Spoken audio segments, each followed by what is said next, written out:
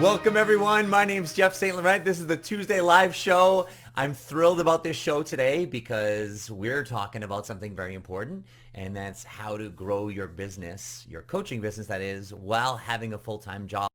There's a lot of coaches that I work with who are in that situation, and I feel it's very important with some of the information I'm going to share with you today of how to, I almost don't want to use the word balance that, because there's really not a balance. But it's more of, how do you position that so you have consistency and actually begin to move forward, because there's a time restriction there. There's actually a physical time restriction, and there's also an energy restriction that it's being spread in other places as well. So we have to understand how we can utilize our resources as strongly as possible and intelligently as possible. With that being said, let me start this off. I record all of my shows. I put them on my website, sellingcoaching.com, in my university. I have a phenomenal amount of excellent detailed resources, if I can say that myself, in my university at sellingcoaching.com. I help coaches transition to a full-time business. You could start with a resource right on the homepage. Enter your name and email address. That will not only get you my resource as an audio resource called Launching Your Coaching Business, the First 3 Vital Steps, but that's also going to put you in my email community, because I share a lot of great information on a weekly basis with you. Also let you know when I'm doing some different programs and some solutions for you. And it's a great way for us to stay connected and communicate. So love to have you a part of my community if you enter your name and email right on the homepage of sellingcoaching.com. I got a lot of great stuff. I've got a 5-month GoPro Elite group coaching program. I do some one-on-one mentoring. I got a 14-day challenge. So a lot of great stuff going on there. You can check it all out right on my website, sellingcoaching.com. And if you require any assistance with where you're at, just go to the Work With Me page and fill out the form at the bottom, and we can have a brief phone conversation so we can connect and learn how I can help you move forward. But with that being said, today's topic is, let's talk about how do we build a coaching business. It's building a full-time coaching business while having a full-time job. And as I said at the intro of this, the biggest challenge is the fact that, let's face it, we have a full-time job that requires full-time hours. Now, with COVID and everything going on, I don't know how things are going to be changing over the next 6 months, etc. But especially for the last year, a lot of people's full-time job looked a lot different than it did before, especially if you were leaving the house in the morning and gone for 8 hours and you had a commute. Now we're talking, a 10-hour plus day away from the home, away from your business, especially jobs. I've got clients that have jobs that, they just, they can't check their emails on their job, and that's a tough situation to be in. So really for 10 hours a day, 8 hours a day, whatever it is, they're just removed from everything. And that's a really tough situation. Now that people are working from home a lot more, there might be a little more flexibility, but it's also really challenging because you've still got to do your job and you still have responsibilities. And how do I now blend that with my business? How to blend now being at home, because I'm not used to being at home, let's say, and there's kids and there's spouses and there's people, if you have them in your house, who, bother you or don't have boundaries, rather you haven't set boundaries yet, and or maybe you're just distracted and you do the laundry and do other things in the home when you should be doing other things. So it doesn't mean it's easier to be from home. It just means there's other things we have to deal with. But mostly the biggest challenges I found with the people that I've worked with in this situation. And I had this, when I was going through my transition from my full-time fitness career to coaching, I took a leap of faith a lot more, I'd say, than the average person. But it depends on, everyone's situation. But the bottom line is the biggest constraints are going to be your time, your actual physical time. There's only so many hours in the day. That's just a reality. And now it's a matter of how we're utilizing those hours. And the second biggest restriction is our energy. That's our physical energy, our actual, I'm physically tired, and if you have a long day, especially if you're commuting or when you go back to work, etc., or whatever depends on what your job is as well, you're just physically tired. And then there's the other energy piece, which is your mental energy, your emotional energy, your capacity to be creative, to work a full 8-hour day doing whatever it is you do, And then now I've got to have 2 hours in my office or whatever amount of time I have. And I've got to make calls. I've got to follow up with people. I got to be good with my scheduling. I've got to be consistent with that. And it's easier to do it when you're feeling good and you're happy and you're healthy and you're alert. But sometimes you're just drained. And the last thing you want to do after working a long day is oh my God, now I've got to call people, or now I've got to do this. And as much as you're excited and passionate about your business, let's just say it doesn't matter. Like it still can wear you down. So let's just talk about a few things. So first off, there's something to be said about when you want something that you really want. I don't know how to say it, right? When you really want something, nothing gets in your way. So if you're finding that there are times where you're just, at the end of your day, you're exhausted or whatever, and you're constantly making excuses, it could be a couple things. One could be you just don't know what you're doing, right? Or there's so many options on what you could do, you're overwhelmed. You don't know where to begin. This is a very common thing I've experienced myself years back. And then also when I work with people now, like it's just like they don't know what to do. There's so much going on from marketing and people doing this and try this and do that and this works and this didn't work. And it's confusing. So if you find yourself, you say, well, Jeff, I am passionate, but I constantly find myself getting to the table, getting to my office, and I just don't do anything. So number one, it could just be like you don't know what to do. And I'll say, well, yeah, you've got to figure out what to do. How are you going to do it? It doesn't mean you have to hire someone like myself. That's a great solution. But this isn't just me saying, hey, this is a good marketing thing for, hiring me. But the reality is like, that's a great avenue to go down. That's what I did years ago. I'm like, I don't know what to do. I need someone to help me. And I don't need a coach. A lot of coaches like hire other coaches. You don't need another coach. You don't need someone, I love coaching, but you don't need someone asking you, so what's your first step? What does it look like? What would have to change in order, like those are great coaching questions, but if you knew that, you'd be doing that. You don't know it. You require that mentor. You require some more specific guidance. Like that's why I'm a mentor coach. Like I did life coaching for 10 plus years, and now I came into this space, mentor coaching clients. Do I coach sometimes? Yeah, but it's mostly mentor coaching. I want to guide you. I want to fill in the blanks. I want to say, listen, here's what you need to do next, and let's make it work for you because there are certain things that you value and how you want to do it. So let's morph and tweak it. So it's not a cookie cutter thing, but like these are your next steps. And here's what it looks like. Like that's what we require. So if you find yourself being, not following through with things, it might just be because you don't know what to do. The other contributing factors are like, yeah, I'm limited on time. Yeah, I'm limited on my, my energy. I'm exhausted. However, I've found what trumps all that is that when you know what to do and you combine that with some deadlines, having carved some space and boundaries for it, and then just being, super fired up and passionate and serious about doing it, all those things together trump the other pieces of just emotional, mental, and physical exhaustion. It doesn't matter. It doesn't matter how tired you are. You suck it up and you do it. Like the other day I wanted to golf. And I remember last summer when I was starting to golf, like I would golf 18 holes in the morning, and then it was like the end of my day, and I'm like, oh, I'm done everything. There's enough daylight left, and I was exhausted from 18 holes of golfing because I'm walking the whole time, and then I had a full day of clients and doing my thing, and then getting stuff done around the house, and then it's just like I'm gonna go out and play nine holes, and I was tired in all senses of the word, but it's just like I was so excited to do it and motivated. Didn't matter. I found that I just didn't even think about it. I did it, right? And, oh, well, Jeff, golf and in business, it's different. But no, it doesn't matter. I've done it with my business. I've stayed up till 3 a.m. plenty of times working on something. And I was so tired, but I wanted to do it, and I was excited to do it. I knew what I wanted to do. I had a clear vision.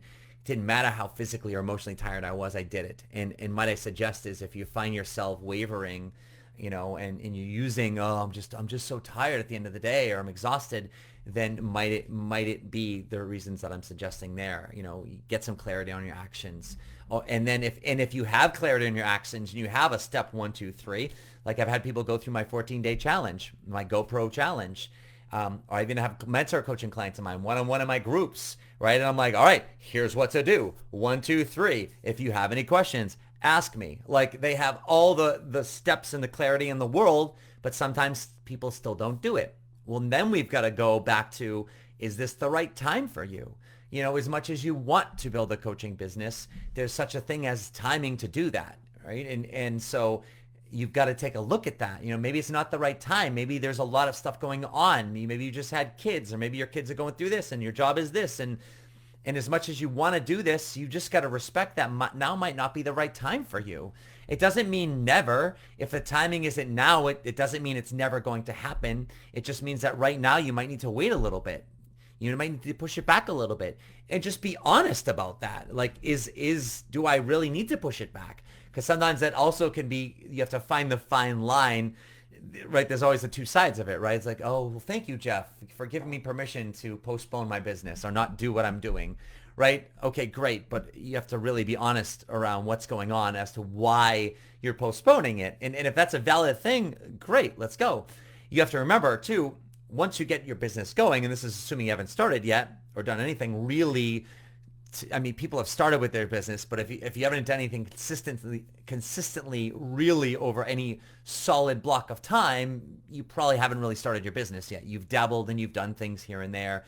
I'm not demeaning or, putting down any of that work. I'm just saying, sure, you've done some things, but you really haven't started your business yet. You don't really have a business yet. You've gotten some pieces in there, which is great, but you really haven't started things yet. So what I'm saying is futuristically, once you've gotten your business going, like I've been going strong for 17 years, right? So maybe stuff comes up in my life, which has many times over the last 17 years where my business wasn't and shouldn't be my priority, but I don't postpone it because it's my profession. It's my livelihood. Not only do I love it, but it's providing income for myself and my family.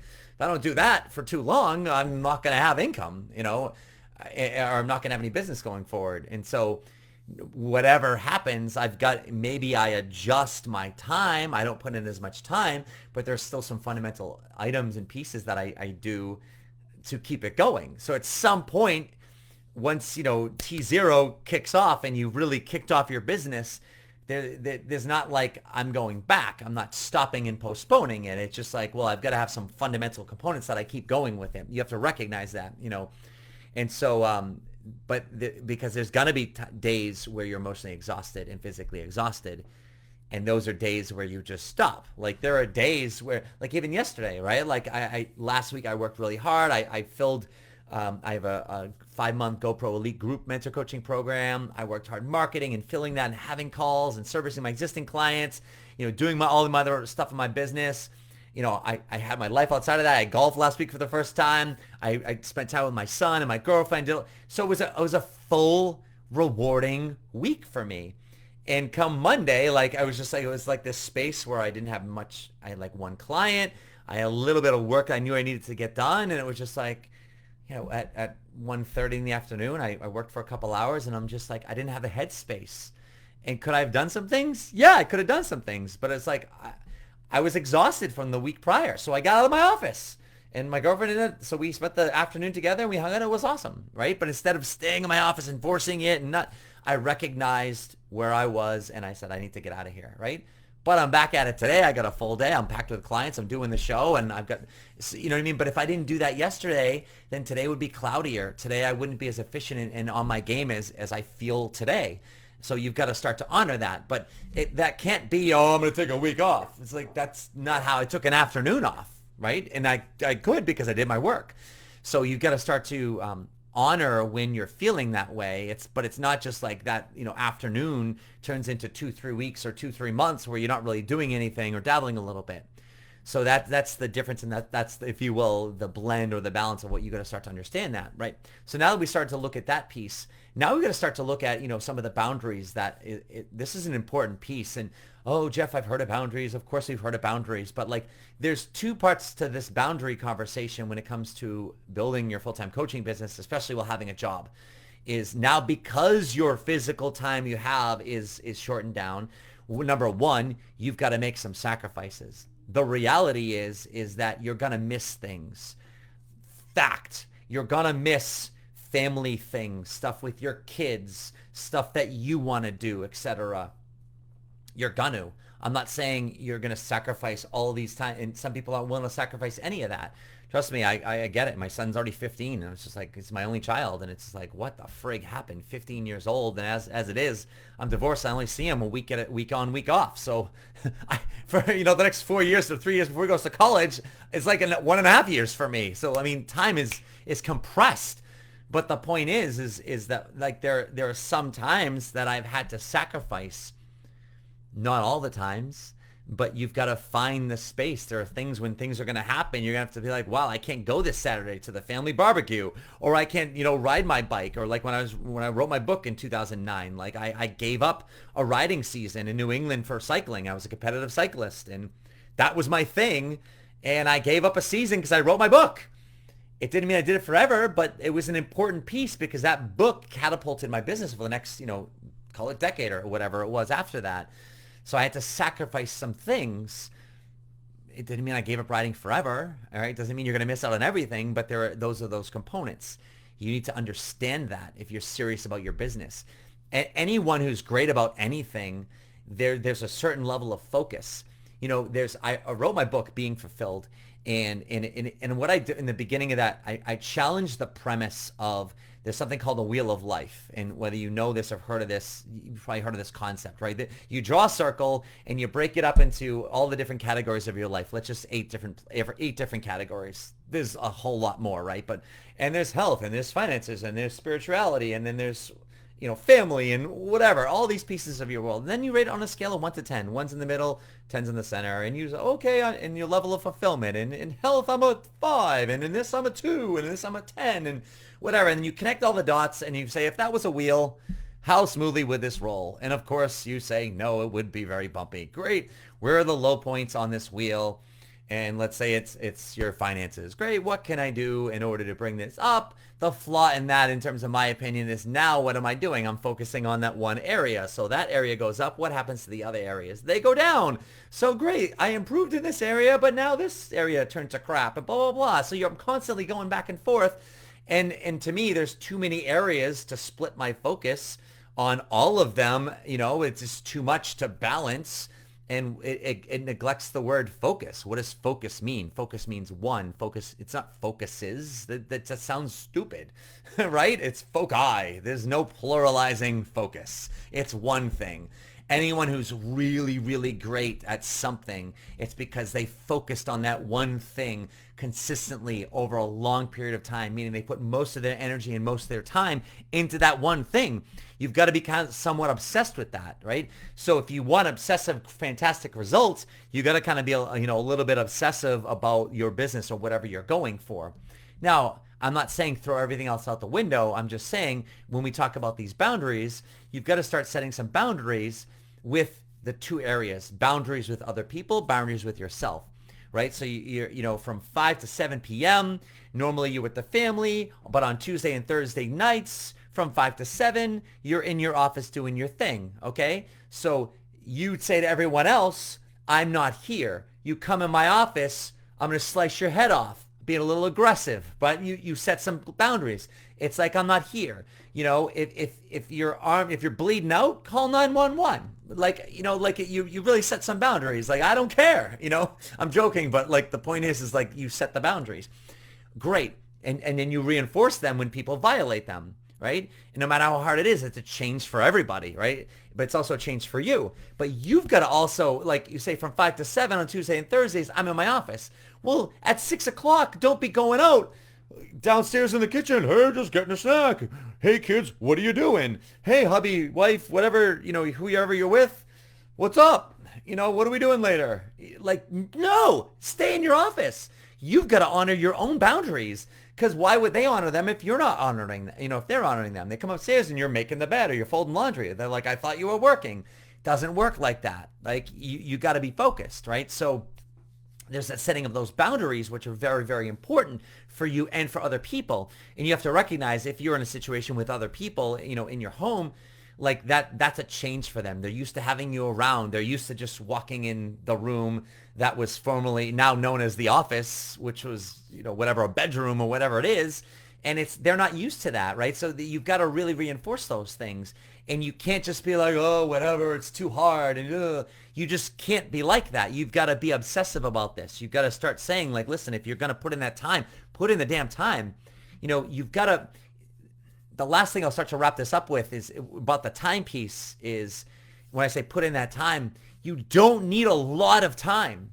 In the beginning, the cool part about the beginning of your business is most likely you don't have many, if any, clients. When I say that's cool, it's that's not taking up your time. All right, you got 5, 6, 10 clients.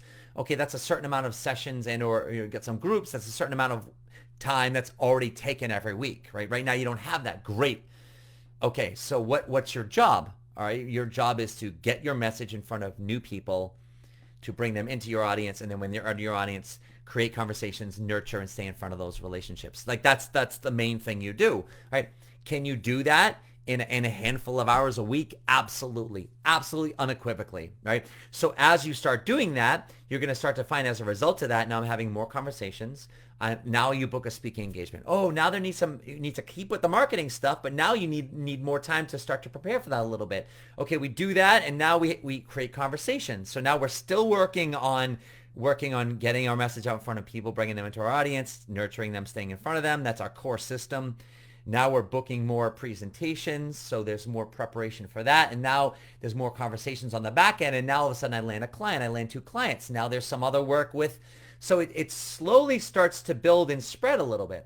But you can start off in a handful of hours a week, right? Can you have an hour a day? Can you break that up into 4 15-minute segments? Can you find time for that? Of course, right? Of course you can. Don't tell me, I don't care who you are. If you want to do something bad enough, can you find an hour a day for it? Absolutely. I don't care if it's working out, if it's spending time with someone, if it's your business, you can find an hour in every day. It's like, oh, but Jeff, you don't know my schedule. It doesn't matter.